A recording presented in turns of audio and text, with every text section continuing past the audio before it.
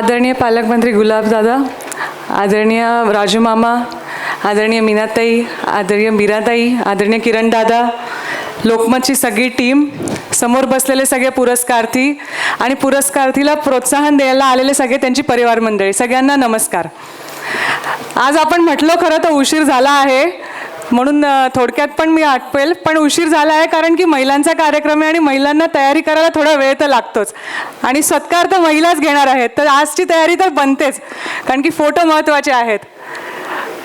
आपण म्हणतो सगळ्या खरं तर महिला छान तयार होऊन येतात, आपण थोडी ना माणसांना दाखवायला तयार होऊन येतो. माणसांना कुठे समजतं की आपल्या साडीचं मटेरियल कुठलं आहे किंवा आपल्या लिपस्टिकचा रंग कुठला आहे, आपण ते एकमेकींनाच दाखवायला येतो. तशीच आपण एकमेकींची आयुष्यभर साथ दिली पाहिजे, महिलांनीच महिलांना वरती आणलं पाहिजे. मी तर म्हणते खरं जसं की दादा म्हटले की महिला मल्टीटास्किंग आहेत, सकाळपासून ते रात्रीपर्यंत. आजची अशी कुठलीच महिला राहिली नाही जी घरी बसते. खरं तर आज सगळ्या जणी कुठे ना कुठेतरी बाहेर अटॅच्ड असतात, काही ना काहीतरी बाहेरची जबाबदारी त्या महिलावर असते.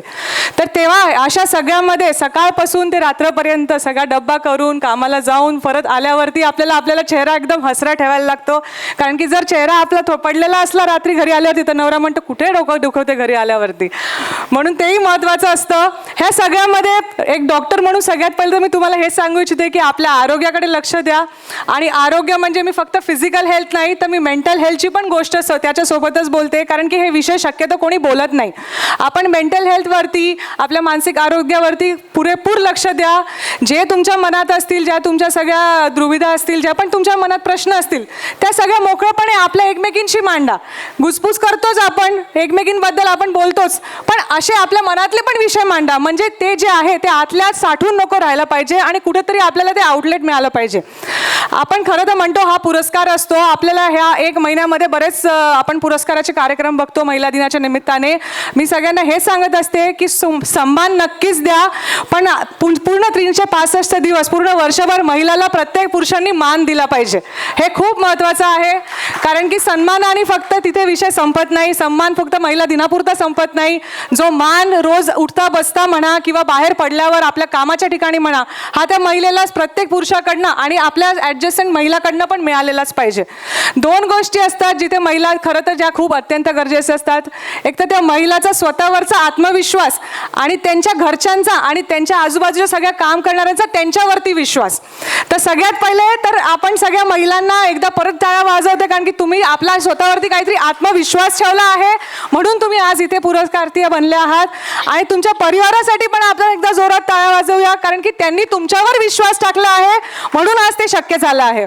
आपण सगळ्यांना पुन्हा एकदा अभिनंदन, खूप खूप धन्यवाद लोकमतचे. हे खरंच कठीण काम आहे, कारण की आज खरं तर कुठलीच महिला अशी राहिली नाही आहे जी मागे हटते. प्रत्येक महिलाला आज महत्त्वाकांक्षा आहे, प्रत्येक महिलाची इच्छा असते. आपल्याला काही वर्षांपूर्वी सुरुवात झाली होती पंतप्रधान श्री नरेंद्र मोदीजींनी 2014 पासून की महिलांचं सक्षमीकरण झालं पाहिजे. 10 वर्षांमध्ये आपण खूप मोठा प्रोग्रेस बघितला आहे आणि ह्या 10 वर्षांमध्ये असं म्हणायला हरकत नाही की आता महिला तर सक्षम होण्याच्या मार्गावरती आता पीक पोचलेला आहे, पण का पुरुष ह्या सक्षम महिलाला हँडल करायला व्यवस्थित झालेले आहेत की नाही हे पण खूप महत्त्वाचं आहे. आज मला पुरुष मंडळी इक्वली दिसत आहे म्हणून सांगत आहे की हा महिला सक्षमीकरण हे इतकं सोपं नाही आहे, हे पुरुषांना पण जड जाणार आहे. तर हे आपण एकत्र बॅलन्स करूया, आपण सगळे एकमेकांना समजून घेऊया आणि एकत्र कुटुंब म्हणून, फक्त कारण की महिला पुढे गेली तर पूर्ण कुटुंब पुढे जातो, महिला पुढे गेली तर त्याचे नवीन जनरेशनची नवीन असते ती जबाबदारी असते ती पण पुढे जाते आणि महिला पुढे गेली तर घरातला पुरुष पण पुढे जातो. पुन्हा एकदा सगळ्या महिलांचं आणि त्यांच्या सगळ्या परिवारांचं खूप खूप अभिनंदन, धन्यवाद. जय हिंद, जय महाराष्ट्र.